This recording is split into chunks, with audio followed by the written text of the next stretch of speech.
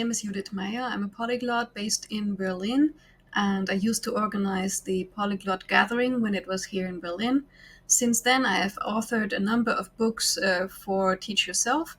For example, Teach Yourself Complete Esperanto and the Script Hacking series. This was my invention. It's a really fun way to learn any new alphabet that you want to learn, such as Arabic, Hebrew, Hindi. Okay, it's an abugida, whatever. But basically, any reasonably phonetic writing system that you want to learn, you can learn it through script hacking. But I don't want to talk about this today. Today, my topic is the subversiveness of learning a language. Let's look a bit at the recent history first. Europe in the 19th century was not a very multilingual place. I mean, obviously, Europe as a whole had quite a lot of languages, maybe even more than today. But the population, the average person, did not learn languages like we do now. The nobility would know several languages. It was part of a gentleman's education, at least for the men, but also the women were supposed in most countries to know several languages. The men might go on a grand tour. If they were like British gentlemen, they would go on a grand tour of the continent. And of course, university level educations usually still involved Latin. So if you came across a scholar, a teacher, a priest, they would know Latin and possibly other languages. But let's say the average person, average worker, the average farmer would not know several languages unless they lived in a multilingual place, in a multi-ethnic place. For example, Gdansk, which used to be Danzig, with Poles and Russians and Germans and Jews all living in the same city. And yes, in this kind of multi-ethnic city, just like in modern day India, people, even of the lowest classes, even those who are unable to go to school, tend to learn at least a reasonable amount of the languages that they need for their everyday life. But there were also a lot of more homogeneous places in Europe, other parts of Germany, other parts of France, where there was not a big mix of people. And so the vast majority of people did not speak foreign languages, especially not languages used further away, because international travel was slow and also unusual. It was not like today that you can go to Spain for a weekend or just fly wherever on a cheap ticket. Or even by train, by fast car. These were not options available then. So communication at that time was also not supposed to be among average people. At least the American Philological Association wrote that they're not convinced of the need for direct communication between uneducated or imperfectly educated individuals in different countries. They expect this contact to be made through leaders and representatives.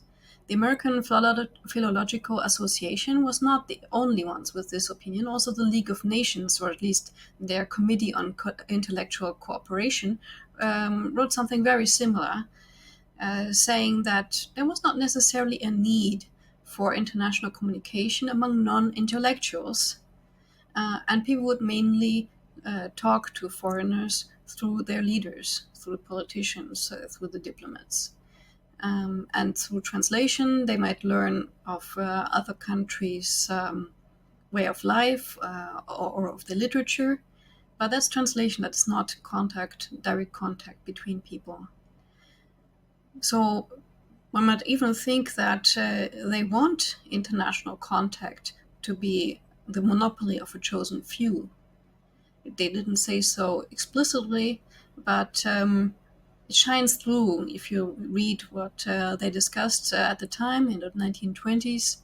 It seems that they may have thought international communication between the lower classes might even be a problem for the governments.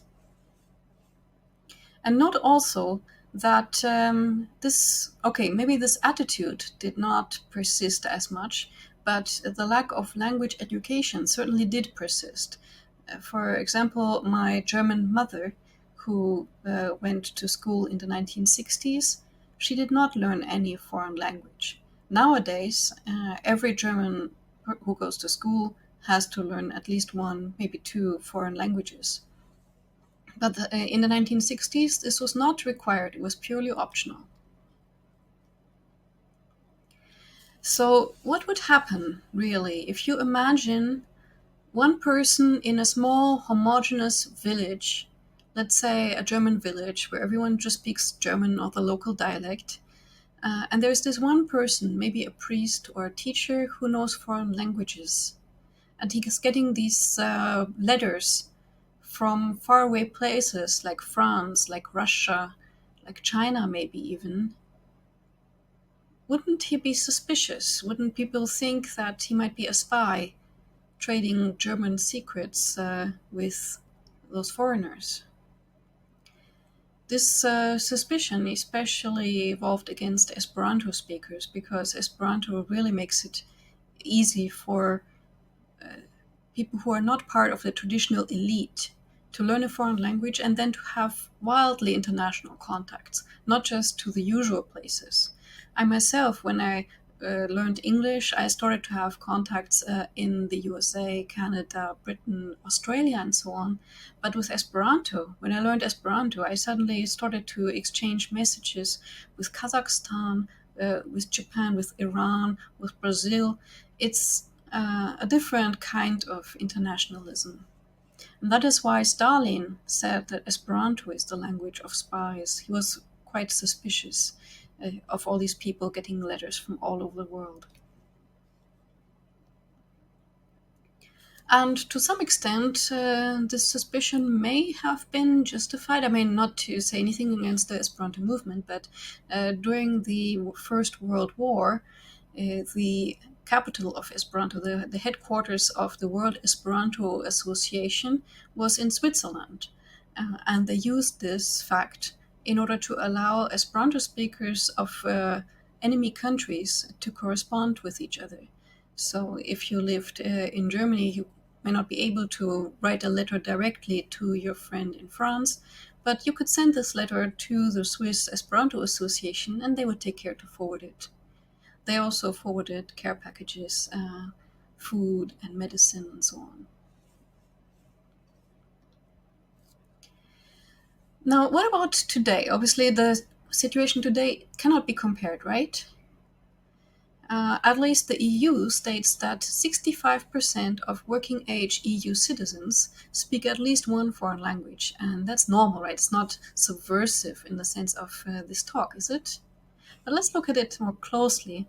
One is that it's only 65% of the working age EU citizens. So my mother, for example, is not part of this statistic. And then there is the word speak, to speak a foreign language. Now, this can have vastly different meanings, as you may be aware, especially in EU research papers. The word speak is sometimes interpreted in a very vast sense. For example, having had 3 years of language lessons at school, which may or may not lead to you actually being able to speak the language.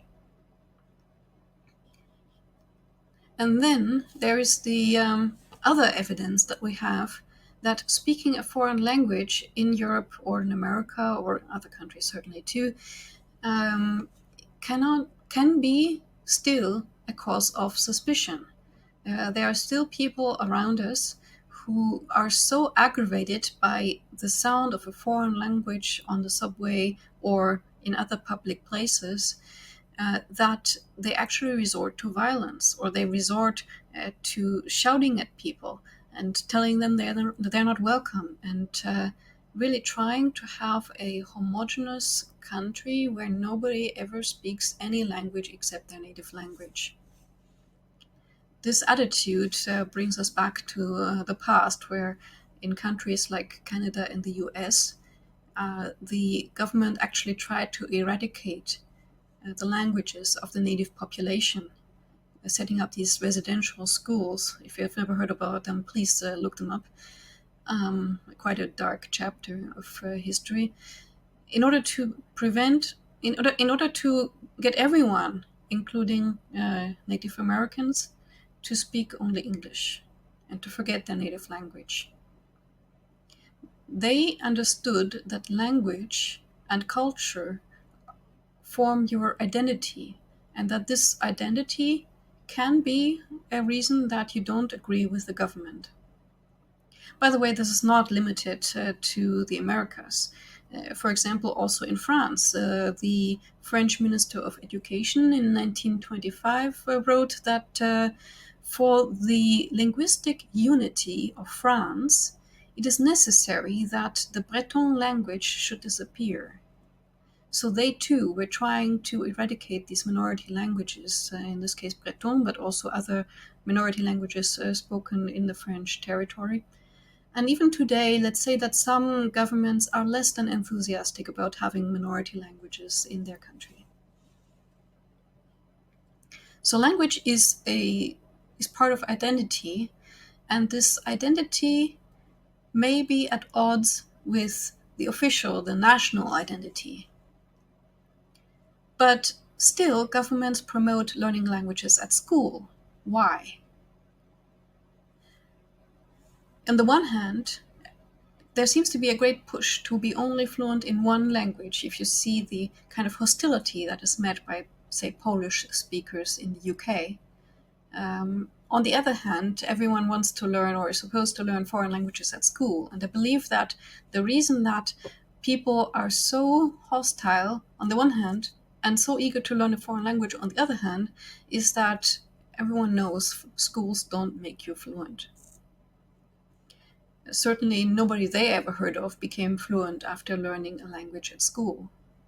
And also, these people did not lose their loyalty. So in the case of someone who natively speaks a foreign language, for example, a Polish immigrant, is suspected of having double loyalties. But someone who learns Polish at school, learns Russian at school, is not necessarily a suspect.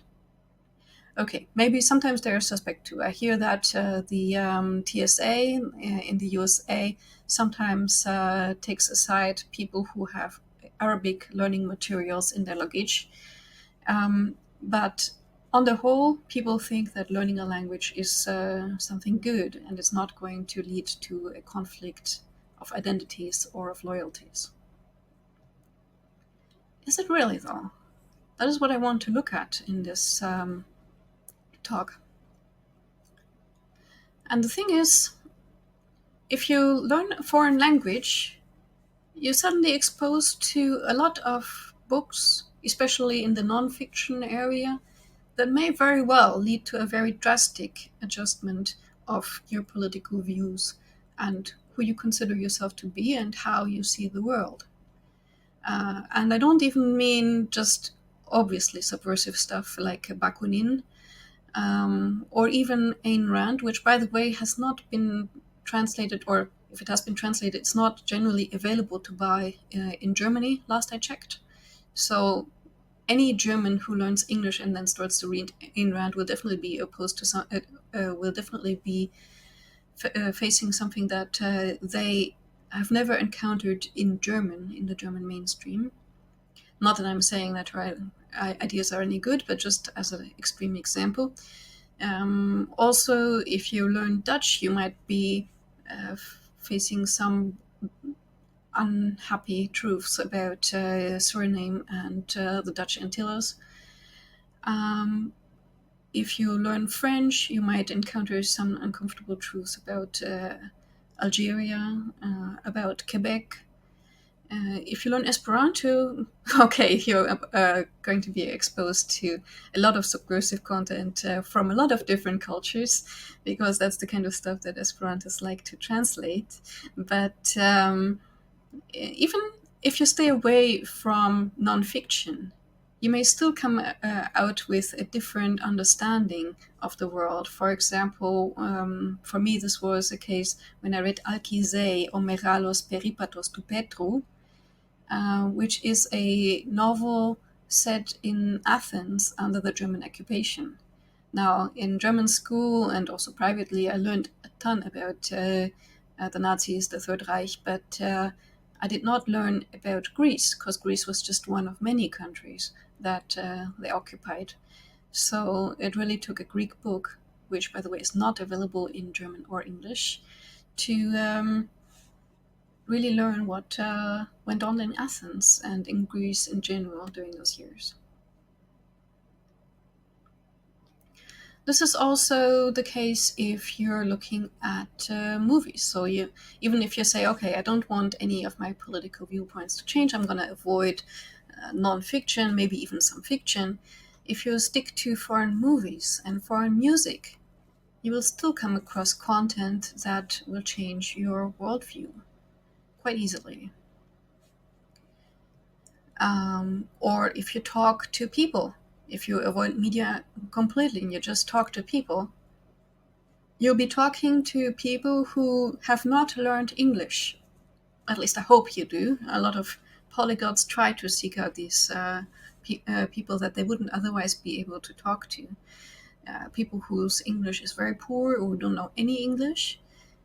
And to talk to shopkeepers, to talk to taxi drivers, to talk to rural people, it's an experience, and you come across viewpoints that are not informed by the consensus that you will find if you're consuming mainly English media and talking to English speakers or the educated in each of these countries. You can get some of the same experience if you go on Twitter or other social media. For Twitter, there is a nice little tool called Trends24. Trends24 allows you to look at what is trending right now in any given country. What are the trending terms? What are people talking about? And if you click on any of these hashtags or words that are coming up a lot on Twitter, you're suddenly part of a foreign conversation between native speakers of the language that you're learning, and you can read how they see the situation right now. This is something that really helped my Greek, by the way, during the Greek crisis, the European debt crisis, especially in 2015. I was reading Greek Twitter like no tomorrow, and I came across a lot of memes, a lot of frustration also, and a lot of slang, and it was really enriching, both from a language and also from an understanding point of view. Obviously, then you could go all the way and you could just consume foreign news media, interviews, even Parliament TV. A lot of parliaments are online these days, can be watched on YouTube or through their respective websites. Interviews, very fascinating way of learning a foreign language.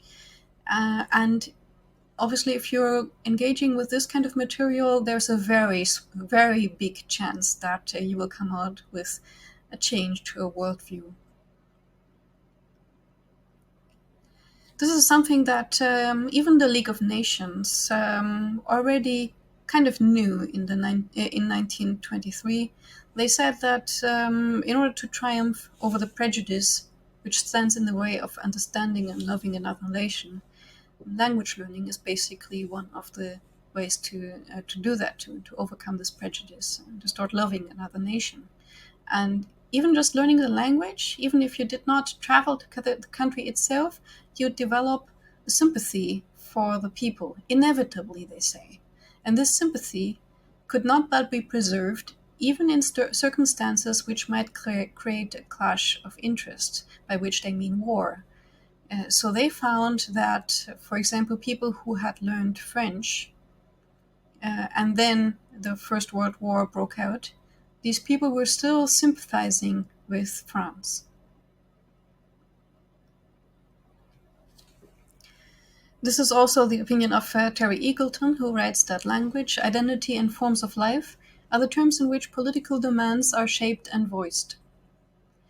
So if you're learning another language, your identity shifts towards the general opinion in that country, or even the opinion of just your friends who speak that language, you're starting to understand a different set of political demands, which you may not have come across, or which might have been dulled down or changed for national consumption. Because before we forget, TV stations, book publishers, especially the big publishing houses, the big associations that are behind cinematic offerings, they play a role in deciding which movies, which books, which films are translated and shown to you, to the average person who does not speak the foreign language in which it was originally produced. And this is a kind of censorship. In this, they decide this is a topic that will interest our people, and this book on Suriname is not going to interest our people. Or also more recently, the movie Adults in the Room, which is a fascinating movie about how the European Union works, and specifically the negotiations between Yanis Varoufakis and the Eurogroup on debt relief for Greece. This was turned into a movie by Costa Gavras as the height of his work. And guess what? It was not shown in Germany, not in the cinemas, not in on TV. Even there was even a German actor, Ulrich Tukur, who plays the role of Schäuble in this movie. And despite that, someone higher up decided that this is not a movie that Germans should be watching. So language learning is always a subversive act. It is always going to put you in contact with information that your government is not giving its people, that certain gatekeepers are not providing, certain points of view that you cannot find in your country because maybe they are not so favorable to what your country is doing, or also just philosophies, ideas that are less common or completely missing in your country. And this is inevitable, a result of engaging not just with books, you could avoid books, but even if you were just limiting yourself to talking to foreigners, to people who are native speakers of the language that you're studying, you will come in contact with these new ideas and new points of view, and it will enrich you, but also it will be subversive. And that's a good thing, because if you engage with people like this, if you try to understand another culture, it does not mean that you open yourself up to brainwashing. It does not mean that you're going to spend 24 hours a day reading only Russian government papers. The result of learning Russian is not to be compared with the result of watching Russia Today 8 hours a day. It's completely different, because by learning Russian, you don't just have access to Russia Today, which is the English language program that the Russian government would like you to watch. By learning Russian, you have access also to Russian dissidents. You have access also to Siberian farmers who may have a completely different idea of what Russia needs than Putin. And this happens with basically every language. By learning the language, you become aware of different people with different ideas that are underrepresented in your country or in the languages that you've been reading so far. And you develop an understanding. You're naturally adopting a position of aiming for shared prosperity. It is impossible to love a people and not wish them prosperity. So you're coming to a point where you wish your country and their country and all the countries that you have developed a feeling for will share prosperity. This is completely different from becoming the tool of any particular country, even your own. And in the case of conflict, you may find yourself in the role of a mediator, of telling your German relatives, in my case, about what your Greek friends are thinking about the conflict between Germany and Greece, or in any other conflict. If you were to study Farsi, it is quite likely that you will start to point out to your American friends what the opinions of Persians, of Iranians are today on the ground. So it is subversive action, which is a very, very likely result of learning the language, getting to know the people, and then shifting in your position based on what you now know when you know two sides of the story. I'm sure that most polyglots have heard this quote in abundance, but it's really true what Mandela said. If you talk to a man in a language he understands, that goes to his head. And if you talk to him in his language, that goes to his heart. So let's have more heart-to-heart conversations. The world can only become a better place. So, thank you very much for listening all the way to the end. It's a great honor. And I'm very happy to keep talking and to answer your questions. Maybe there will be a chance for a Q&A. You can also find me online. I'm on Twitter, on YouTube. I have a website. All the contacts details are on the left. And I'd be really happy if you also checked out my books, Teach Yourself Complete Esperanto and Script Hacking, for any alphabet that you want to learn or may want to learn. It can always come in handy to be able to read some street signs and so on. So thank you very much and enjoy the conference.